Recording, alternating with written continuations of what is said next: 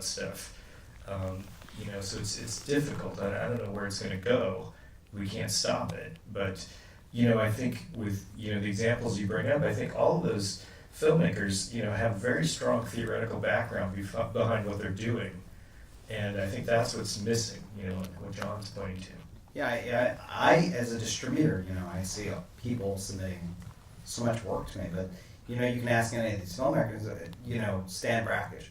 They don't know who that is. They won't know who George Kuchar is. There's no sense of that kind of history, They might know a studio movie, they might know Wizard of Oz, but their reference points are so different these days. I remember I was hanging out with Robert Guthrie of the Cocteau Twins, and he was telling me once, in relation to this point, the idea that because everything's become so democratized in terms of the internet and content and the ease of creating music or creating movies, he just said at least when the Cocteau Twins started, he said there was the bar of you had to have a record deal to make a record. You had to, because it cost money to go in a studio. But now there's no bar, and so he said there's kind of just this flood of just everything, which is I think it's the best of times and the worst of times. I think it's great. I think it's amazing that some kid in Compton who can't go to USC, who doesn't have the resources, has the ability to express himself and see a lot of movies, see a lot of images, and create something. I think that's amazing. So I think it's great, but it is this problem, I think, of what Roddy's saying, almost too much access, and that the idea of that we're just the we're just the old fuddy-duddies at this point. It's we studied film, breathe film, love film, thought about film all the time. Work on scripts and work on scripts and work. We're always working on the next thing, and it's different than the generation now where everything's so instant, everything's so kind of happening, and Facebook and all that newfangled stuff. When I visited Gregg once, can I tell him about your apartment on Detroit Street? Oh God! Oh my God! Oh, it's just quick. I visited and he said, "Hey, you want to come look at the rough cut of Totally Fucked Up?" And I went to his apartment. He lived on Detroit Street, and it was a studio apartment that was this strange cube of record, and his bed on top of that, and a microwave oven, and then a closet with an upright moviola inside there. And I walked in and I went, "I can't look at your movie like that." It was so hardcore, and I was like, "Oh, that's right." Wow, that guy's a filmmaker. I know. I remember the toilet and the coffee Had to maker. keep shit back. You ever forget that place? Any other questions? Sure. Greg, could you talk about your relationship with Strand Releasing and how important was it to get your films out there? Someone to get them out there for a bigger audience. Well, Strand Releasing. Well, let me answer that question. So, I pursued Gregg after seeing Three Bolder People Night, and I stalked him because I loved it so much. And, I said, "Oh, could I be a producer on your movie?" Since I knew the budget of Three Bolder People was $5,000, I figured And he has a rich mom, so it's So I asked my mom if she would write a check, and then she wrote a check for $15,000, and pretty much that funded the movie. For the most part, we got donations and all kinds of stuff, and then the movie ended up selling. But the only film that I really truly distributed from scratch was Totally Fucked Up. We ended up selling The Living End to October Films, to Bingham Ray and October Films. And then the movie ended up, after all that time, reverting back to us. And then Mysterious Skin was a very long story that we don't want to talk about, but it ended up in my court at the end of the day, so I was the winner. But we've had a really long working relationship. Sort of he's my older brother, but he's the one who really got me in the business because he was the one who got me introduced to Sundance, and I got to the labs. That's why I'm a part owner of Strand Releasing, and I get a big chunk of the empire. It's royalty checks every month. I'm just oh my God, I can buy a new car. Awesome. Next question.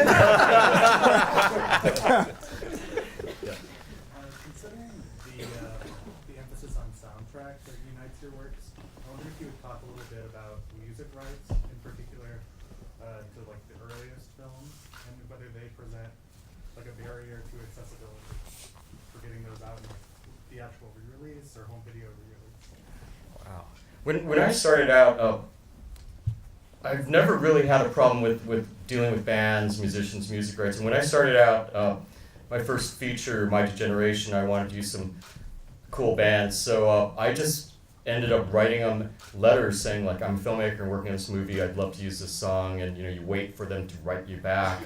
And a lot of my agreements were just almost like handshake deals, a letter as a proof of me getting the rights to that song, and it's gotten a little more complicated, but I've really never had problems dealing directly with bands, even some of the bigger ones, and it's always when like publishers or management steps in, that's when it gets really more complicated and a lot more money. But I just try to pitch to the bands that, especially if the bands are making their music the way I make my movies, that there's sort of, again, finding that similar species out there you want to bond with. And I'm always pitching that I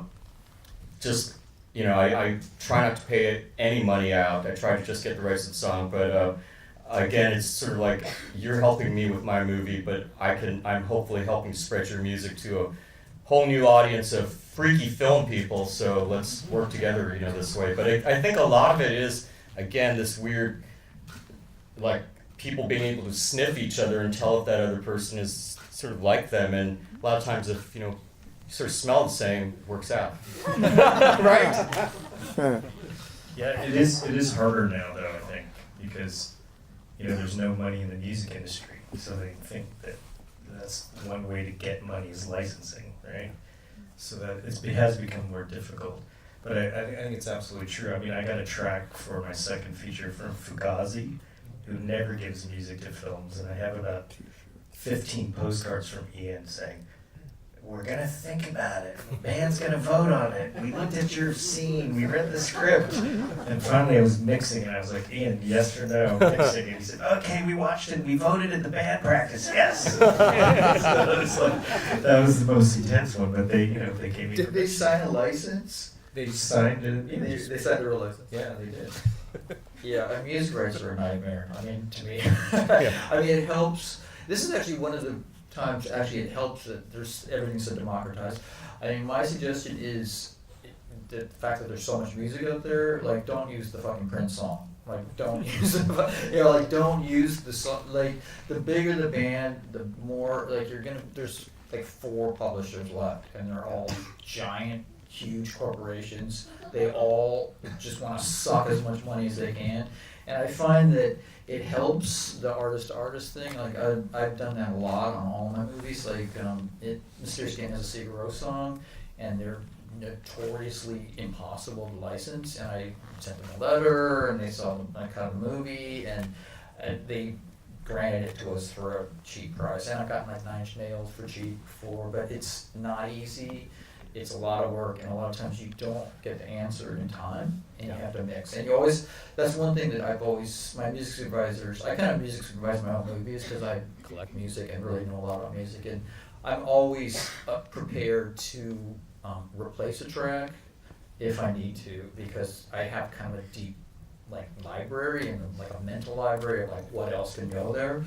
But there's certain songs that you just are screwed, and like Smiley Face, one of the producers, Alex Madigan's she's like, what about this? Like, she came up with that REO Speedwagon song for the end, and we put it in, and I'm like, oh my god, it's like perfect, we have to have it, and it was like $40,000. I mean, it was like the budget of the fucking movie. I mean, there's certain songs that that movie also has Styx by Lady in it, and you can't, Styx doesn't know who Gregg Araki is, like maybe Sigur Rós does, but Styx is like, you're just stuck in it, and it's like, luckily the company was like, yeah, we want to spend money on this soundtrack, so you can spend $100,000 or whatever, but if you can avoid those big bands, definitely stay away from anybody like huge, like Prince, Madonna, like any of that shit. Just don't even go near there. There's a lot of cool bands that are on the sort of level of, particularly now with all the record companies collapsing. A lot of like these pretty well-known bands have no label now, or they're with a little tiny label and putting out the records on their own, and so you can get still really cool music, I think. I mean, that's my suggestion, especially at a kind of smaller level. Okay, I think we have time for one more question. Thanks so much. This is great. I have a question about I Was Born By, and the other I Was Born By. So I never thought about that as punk film before, but to think about that as two boys that are pissed at their father for selling out is a kind of nice reference. And I want to kind of ask like a question about what's going on with punk as an aesthetic that's associated with being, as people were saying, like bad boys, or being young, right? So it's a punk aesthetic that works if you in some way maybe don't expect to grow up, or if there's a kind of a sensibility that's tied to a rejection of old people, or how does that work when we get old? Right? Now that we're old, now we reject young people. Yeah. You become a grandfather of punk. Great uncle. Well, it's, yeah, I mean, we're the old farts now. Yeah. That's what's funny about it. Which is maybe why it doesn't say punk in the title of the band. Yeah. Now we're anarchists. Yeah. But no, but it's in all seriousness, I think, you know, it's an interesting question because it's, you know, that generation, I think, you know, is the older sort of generation. I mean, it's very weird. I mean, I don't think I told Gregg or Jon this, but like, you know, maybe less than a year ago, Andy Rourke from The Smiths came to my screening of my last movie, and I became friends with him.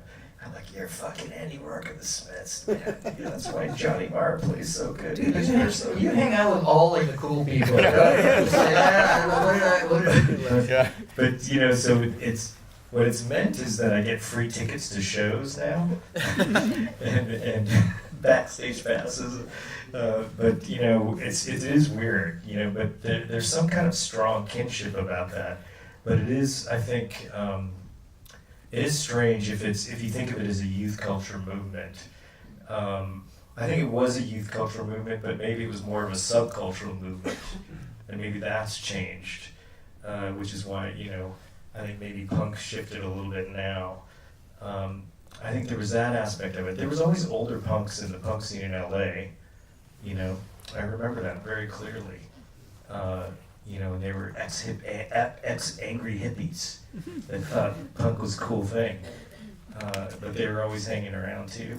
But I think it was a subcultural movement, or it was a countercultural movement, you know, where it was some kind of, it was definitely a resistance to some kind of dominant culture. And I think, you know, so maybe it's not just about rejecting your parents' values. I mean, we have good relationships to all our parents. I think we've met most of our parents. So it's interesting, you know, because, you know, they see us a certain way. But my, I don't know, their pressure, my pressure when I was in college was, you know, be a lawyer, be a doctor. And my mother didn't understand what it meant to be a filmmaker. And then I think about, I don't know, 15 years after I made film, she sent an article that said, do you know about this festival, the Sundance Film Festival? And I was like, Mom, I was in that. And then I thought, it's over. This is done. I also think that, I mean, if we're talking about punk, surviving, man, that's the most punk thing. And I remember back when I was a lot younger, people were like, I don't know what magazine, what article it was, but they were like, this is the most hardcore punk. It's William S. Burroughs. And at the time I was like, man, that's just some like old freaky dude writing Naked Lunch and stuff, whatever. But I think there are a lot of older folks who are the ultimate punks, people like Patti Smith, Jane Fonda, you know, punk. I think there is almost like a definite statement to just sort of like sticking to what you believe in, you know. I don't think there's anything more punk than that. Just sort of like, as you progress through life, holding on to what you really believe in and just really sticking to it if you believe in it that much, you know. That to me is punk. Yeah, I mean, I don't think it's a trendy, geeky thing. I think it's a sensibility, I think, you know. It's Yeah. You know, and for me, I mean, you know, people say whatever, I never grow up or whatever, but I kind of don't. I don't really have to, you know, and it's just like I just do what I do, and that, you know, like Tom says, is kind of punk in itself. It's just you don't. I don't know. I mean, it's funny. Like in Three Little People, there's a line in there like, oh God, I can't imagine being fucking 35. You know what I mean? It's just like when you are like 25 or whatever, you have that sense that like it's gonna be over, you know, and then you're like 35, 40, 45, 50, and it's just like for me, it just kind of you know continues on. It's not really about it. Started there certainly, and you know, again, I feel like we were so lucky because we just the right place, the right time. Yeah. You know, I mean, I was at the fucking whiskey in like 1980, and that had such a huge formative influence on who I am today as a person and who I was going to become as an artist. That you know, I think that's kind of stayed with me forever. Well, I'm so glad to have my friends here. It's really nice, and I hope you'll be here again for our next talk in 2027. Yeah. And everyone, I guess we're going to go and listen to Jon perform. Yeah. And then I'm going to perform. Awesome. Thanks. Thank you. Wait, you go.